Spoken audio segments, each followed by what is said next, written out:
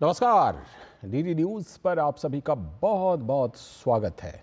सांकेतिक समाचारों के इस बुलेटिन में मैं हूं लाल चंद्र सिंह और मेरे साथ मौजूद हैं हमारी सहयोगी बीना सिंह। तो सबसे पहले शुरुआत कर लेते हैं हेडलाइंस के साथ।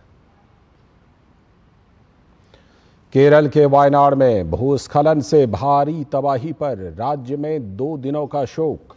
160 से भी ज्यादा लोगों की मौत। सेना की मदद से राहत और बचाव का काम जारी।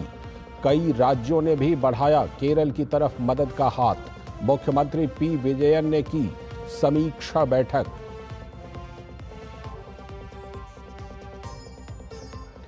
केंद्रीय गृह मंत्री अमित शाह ने वायनाड की घटना पर राज्यसभा में शोक संतप्त परिवारों के प्रति व्यक्त की अपनी संवेदनाएं। कहा, केंद्र सरकार ने घटना से 7 दिन पहले ही केरल सरकार को दी थी इसकी पूर्व चेतावनी। केंद्रीय वित्त मंत्री निर्मला सीतारमण ने राज्यसभा में बजट पर चर्चा का दिया जवाब। कहा, पूंजीगत व्यय के लिए रखे गए 11 लाख करोड़ रुपए। साथ ही कहा, बजट में सबका साथ, सबका विकास और सबका प्रयास के सिद्धांतों पर किया गया है फोकस। भाजपा का कांग्रेस नेता राहुल गांधी से सवाल। कहा, जाति पूछना अपमान है तो देश में जातिगत जनगणना कैसे कराएंगे।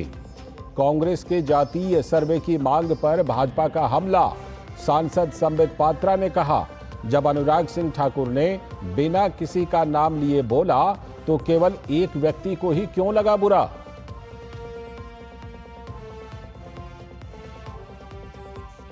दिल्ली में कोचिंग हादसे पर उच्च न्यायालय ने अपनाया सख्त रुख। अदालत ने पूछा, एमसीडी अधिकारियों पर कोई कार्रवाई क्यों नहीं। 30 हजारी कोर्ट ने 5 आरोपियों की जमानत याचिका को की खारिज।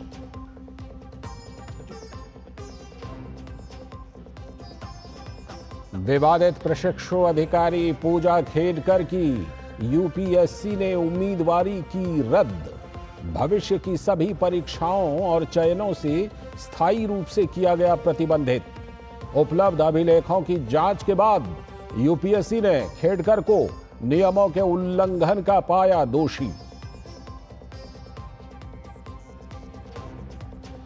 और खेल की खबरों में पेरिस ओलंपिक में पीवी सिंधु और लक्ष्य सेन अंतिम 16 में। निशानेबाजी में पुरुषों के 50 मीटर राइफल थ्रो पोजीशन में स्वप्निल ने फाइनल में बनाई जगह, तो तीरंदाज दीपिका कुमारी और टेबल टेनिस में श्रीजा अकुला की भी प्री क्वार्टर फाइनल में पहुंची।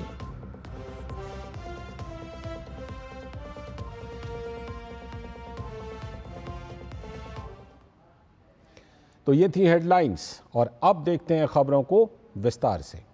भारत में आयोजित 46वें विश्व धरोहर समिति सत्र का समापन हुआ। पहली बार भारत ने विश्व धरोहर समिति की मेजबानी की।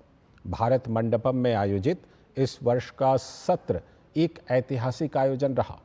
विश्व धरोहर सूची में शामिल करने के लिए 24 नए स्थलों को मंजूरी दी गई। साथ ही भारत ने यूनेस्को विश्व धरोहर केंद्र को $1 मिलियन देने की घोषणा की। विश्व धरोहर समिति का 46वां सत्र सफलतापूर्वक संपन्न हुआ। वैश्विक धरोहर संरक्षण में ये एक महत्वपूर्ण मील का पत्थर साबित हुआ। ये पहला मौका था जब भारत ने इस प्रतिष्ठित अंतर्राष्ट्रीय सम्मेलन की मेजबानी की।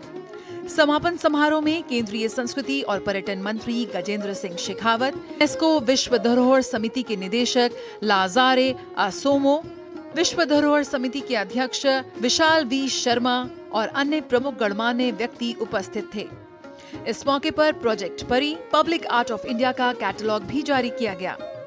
संस्कृति मंत्रालय द्वारा इस प्रोजेक्ट के तहत देश भर के विभिन्न कलाकारों द्वारा राष्ट्रीय राजधानी में विभिन्न कलाकृतियां और स्थापनाएं प्रदर्शित की गई हैं।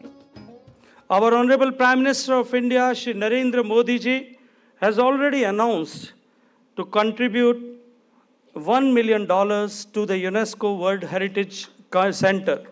As committed, this grant will be used for capacity building, technical assistance, and conservation of World Heritage Sites, especially benefiting Global South countries. 21 जुलाई को विश्व धरोहर समिति के 46वें सत्र का उद्घाटन किया था प्रधानमंत्री नरेंद्र मोदी ने। इस मौके पर यूनेस्को की महानिदेशक आंद्रे आजोले ने भी शिरकत की थी। प्रधानमंत्री ने विरासत संरक्षण में वैश्विक सहयोग को बढ़ाने के उद्देश्य से कई पहलों की घोषणा भी की, जिसमें अंतर्राष्ट्रीय प्रतिनिधियों को विशेष रूप से क्यूरेट किए गए पर्यटन और प्रदर्शनियों के माध्यम से भारत के समृद्ध ऐतिहासिक परिदृश्य का पता लगाने के लिए आमंत्रित किया गया। सत्र के दौरान विश्व धरोहर सूची में शामिल करने के लिए 24 नए स्थलों को मंजूरी दी गई। इनमें भारत के असम का मोइंदम भी शामिल है, जिसे उसके ऐतिहासिक महत्व के लिए मान्यता दी गई। इस वृद्धि के साथ भारत की विश्व धरोहर स्थलों की कुल संख्या 43 हो गई है। समिति ने कई मौजूदा विश्व धरोहर स्थलों की स्थिति की भी समीक्षा की। विशेष रूप से उन पर ध्यान केंद्रित किया गया जो खतरे में हैं। भारत ने विकासशील देशों में क्षमता निर्माण पहलों को बढ़ाने और संरक्षण परियोजनाओं का समर्थन करने के लिए यूनेस्को विश्व धरोहर केंद्र को $1 मिलियन देने की घोषणा की है। सत्र में विरासत प्रबंधन के विभिन्न पहलुओं को समर्पित कई मंच शामिल थे। इनमें युवा पेशेवर मंच और विश्व धरोहर स्थल प्रबंधकों का मंच भी शामिल था। मुख्य सत्र के साथ साथ सांस्कृतिक प्रदर्शनियां और साइड इवेंट्स का भी आयोजन किया गया, जिनमें भारत की विविध विरासत को प्रदर्शित किया गया। रीएड्रेस रिटर्न ऑफ ट्रेजर्स, इस प्रदर्शनी में विदेशों से भारत वापस लाई गई प्राचीन वस्तुओं को प्रदर्शित किया गया। संस्कृति मंत्रालय और भारतीय पुरातत्व सर्वेक्षण द्वारा आयोजित इस महा आयोजन में 160 से ज्यादा देशों से करीब 2000 लोगों ने हिस्सा लिया। Very good decisions have been made, and we finished meetings in good time. We even afforded a day off, and we've enjoyed our stay in India. We will carry with ourselves very pleasant memories of this great country. The government of India to host this committee in New Delhi. This is the first time for me. I'm very happy to see a lot of sites on the list of World Heritage Committee of UNESCO, and of course the hospitality.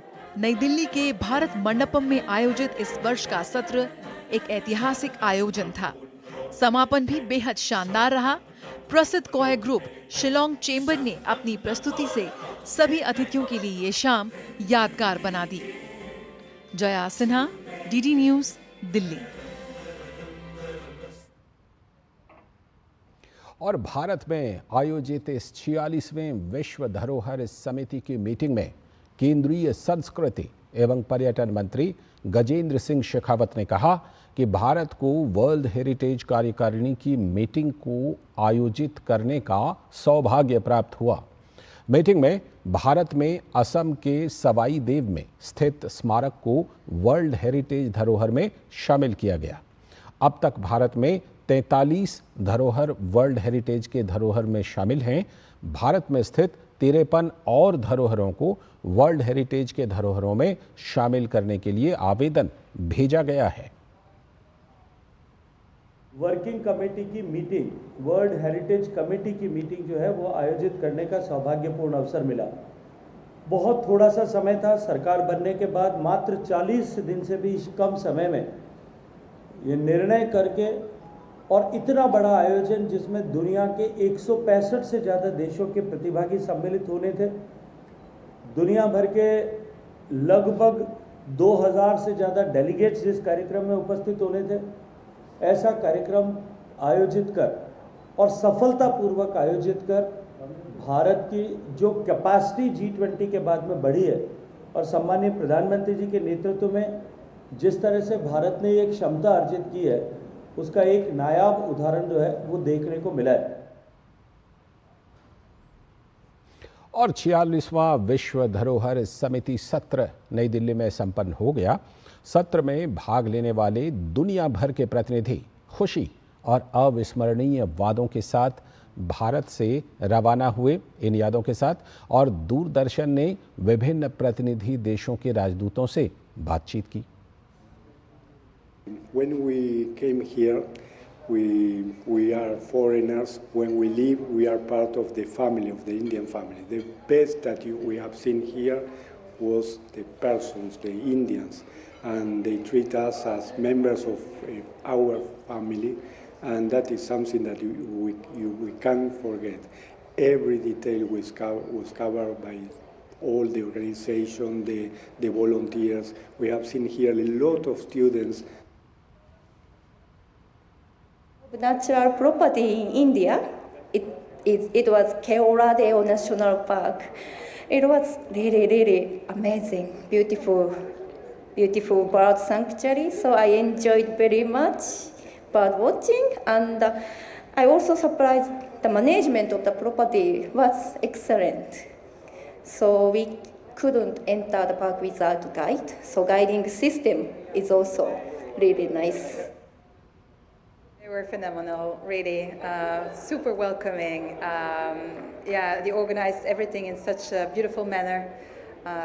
It was a fantastic audience as well that was welcoming us, including the volunteers that did phenomenal work.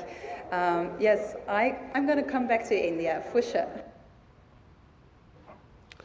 और अब अगली बड़ी खबर, केरल के वायनाड जिले में कल तड़के आई प्रलयकारी जल आपदा से सारा देश सदमे में है। इस घटना को लेकर केरल में 2 दिवसीय शोक की घोषणा की गई है। जल सैलाब की चपेट में आए 3 गांवों के लोगों की खोजबीन अभी भी जारी है। पल पल हताहतों की संख्या बढ़ रही है। इस घटना में अब तक 160 से भी ज़्यादा लोग मारे गए हैं। वायनाड केरल का पहाड़ी ज़िला है। यहाँ की विथिरी तालुका में मूसलाधार बारिश के बीच कुछ घंटे के अंतराल में 2 बार हुए भूस्खलन ने 3 गांवों को ज़मींदोज़ कर दिया। पानी का सैलाब लोगों को बहा ले गया। सीमावर्ती मल्लपुरम ज़िले के पोथुक्कलू इलाके के पास चलियार नदी से 25 क्षत विक्षत अंग और वायनाड के चूरलमाला से 4 क्षत विक्षत अंग बरामद हुए हैं।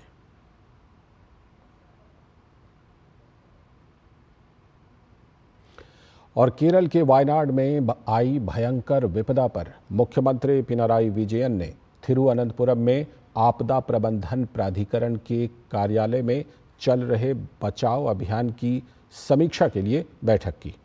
मुख्यमंत्री पिनाराई विजयन का कहना है कि मुंदकई, चूरलमाला और अट्टामाला में राज्य और केंद्रीय बलों का गहन बचाव अभियान चल रहा है। मुख्यमंत्री विजयन ने कहा है कि भूस्खलन के दौरान इरुवानीपुझा तक फैला चूरामला पुल नष्ट हो गया है। भूस्खलन से बचे सैकड़ों लोगों को सुरक्षित स्थानों पर पहुंचाया गया है।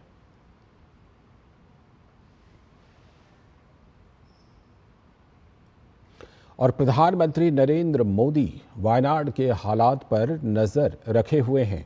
केंद्र राज्य सरकार की हर संभव मदद कर रहा है। प्रधानमंत्री मोदी ने केंद्रीय मंत्री जॉर्ज कुरियन को वायनाड भेजा है ताकि वहां लोगों की ज़्यादा से ज़्यादा मदद की जा सके। वायनाड के ग्राउंड ज़ीरो पर मौजूद केंद्रीय मंत्री जॉर्ज कुरियन से बातचीत की है हमारे संवाददाता नीरज सिंह ने। केंद्रीय मंत्री जॉर्ज कुरियन जी इस समय हमारे साथ हैं, जो हॉस्पिटल पहुंचे हैं और जो लोग घायल हैं उनको देखने के लिए आए। सर, प्रधानमंत्री नरेंद्र मोदी लगातार स्थिति पर नजर रखे हुए हैं, आपको यहाँ पर भेजा गया है। अभी क्या स्थिति है वायनाड की? See the condition in Wayanad. So many people are missing, and around 1,000 people are rescued by the forces. And we are trying our best to find out other people. And some around 100 dead bodies also found out from these places. आप sir hospital में भी गए, spot पर भी गए जहाँ पर rescue चल रहा है। सबसे ज्यादा जरूरत क्या है? जब आप लोगों से मिल रहे हैं वो क्या बोल रहे हैं? उनको तो मेडिसिन की जरूरत है और जो मिसिंग है उनको मिलना है। ये उनका ये 2 डिमांड वही है। जो मौसम विभाग है वो भी रेड अलर्ट जारी किया है, तो रेस्क्यू ऑपरेशन अभी कितना टाइम लग सकता है? तो रेस्क्यू ऑपरेशन के लिए अभी भी चल रहे, तो कोई स्टैंडर्ड है तो इसको फाइंड आउट करने के लिए कोशिश कर रहे हैं, और कैजुअलिटी के बारे में जो स्टेट डिक्लेयर करेंगे। प्रधानमंत्री के क्या दिशा निर्देश थे जब आपको यहाँ भेजा गया? To coordinate this rescue operations, that is my duty, and this central force, that is my duty.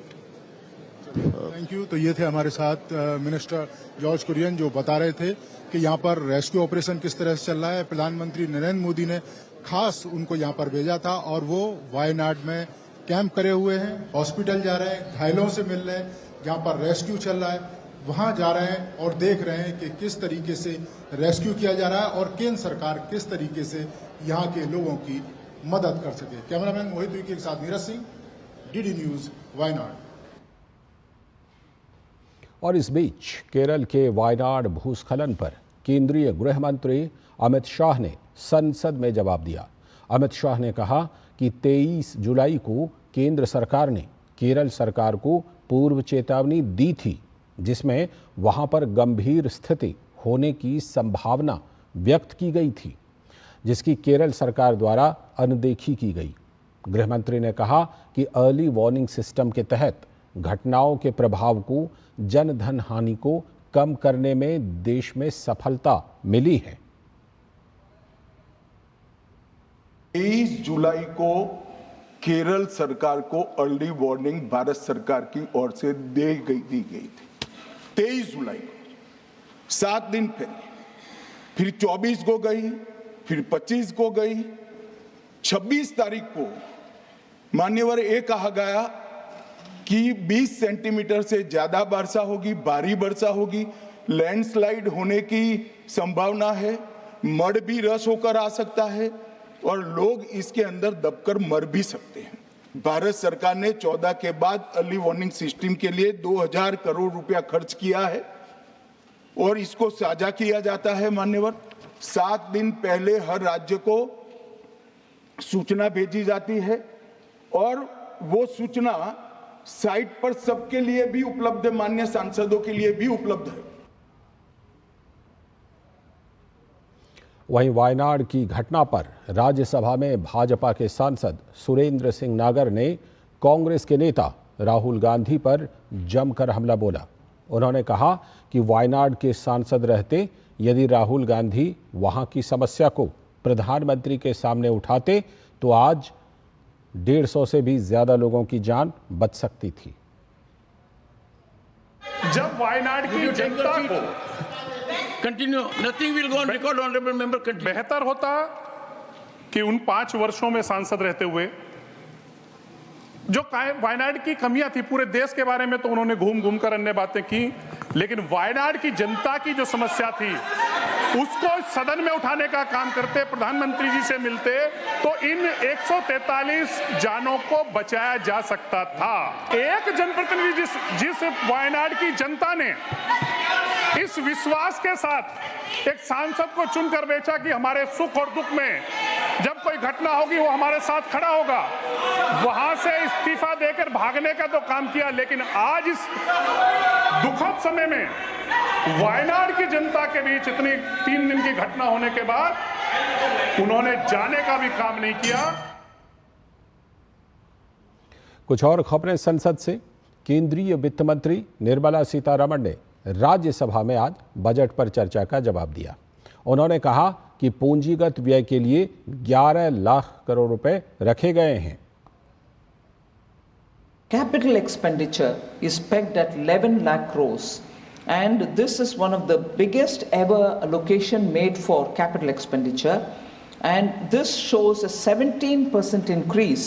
I would like to highlight one important fact about the capital expenditure which happened during the UPA era.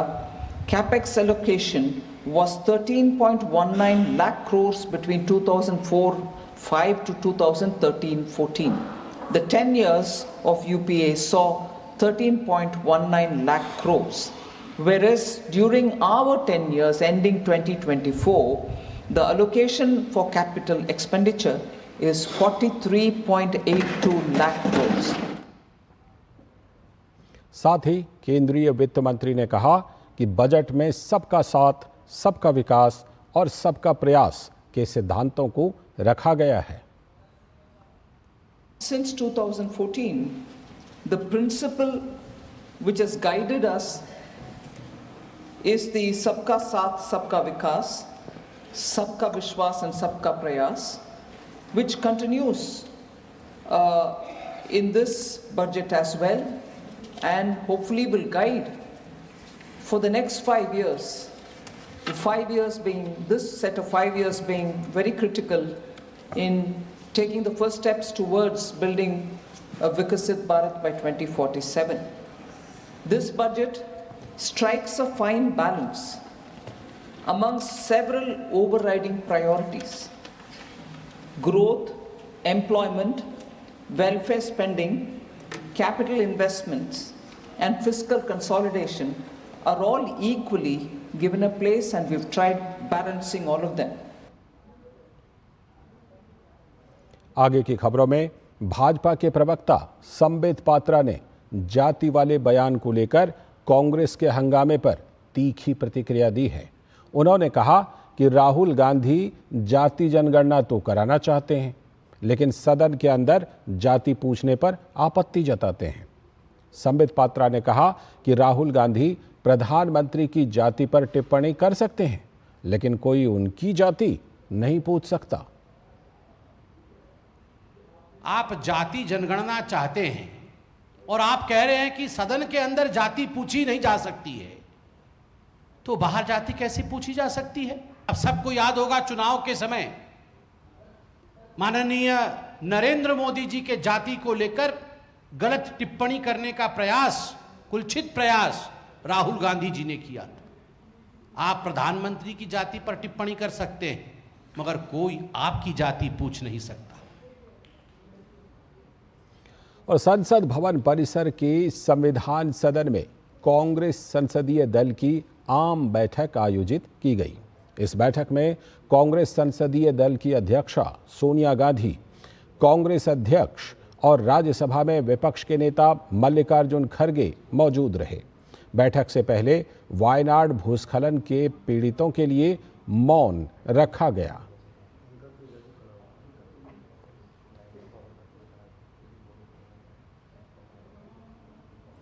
Congress से जुड़ी एक और खबर। कांग्रेस के नेता अधीर रंजन चौधरी को अचानक पश्चिम बंगाल के कांग्रेस अध्यक्ष पद से मुक्त कर दिया गया है।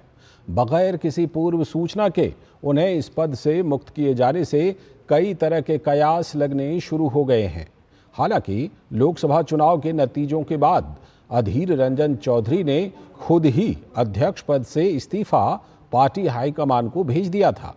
दरअसल पश्चिम बंगाल में कांग्रेस नेताओं की एक बैठक बुलाई गई थी, जिसमें बतौर पार्टी अध्यक्ष अधीर रंजन चौधरी भी शामिल हुए, लेकिन वो उस वक्त हैरान रह गए जब पार्टी के नेता गुलाम अली मीर ने उन्हें पूर्व अध्यक्ष कहकर संबोधित किया। बुलाया गया, फिर गए थे एआईसीसी में, तो आपस में हम लोग गपशप मार रहे थे। अचानक ये मीर और बोलने लगे कि एड्रेस करने लगे कि हम सब एक के बाद एक करके वेणुगोपाल जी से मुलाकात करेंगे। तो एड्रेस करने के पहले कह दिया कि फॉर्मर प्रेसिडेंट भी है यहाँ और फॉर्मर लोकसभा की कांग्रेस पार्टी के नेता है। तो उस समय मुझे पता चला कि भाई फॉर्मर बन चुके हैं, तो भाई क्या कर सकते हो। अगली खबर, दिल्ली के राजेंद्र नगर कोचिंग हादसा मामले में 30 हजारी कोर्ट ने 5 आरोपियों की जमानत याचिका को खारिज कर दी।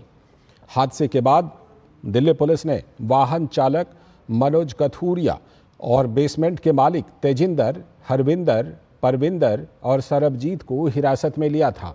कोर्ट ने मनोज कथूरिया की गिरफ्तारी को अवैध घोषित करने का निर्देश देने की मांग वाली याचिका पर जांच अधिकारी से जवाब मांगा है। मामले की अगली सुनवाई 7 अगस्त को होगी। और इसी के साथ सांकेतिक समाचारों के इस विशेष बुलेटिन में अभी के लिए इतना ही। हमें दीजिए अनुमति। नमस्कार।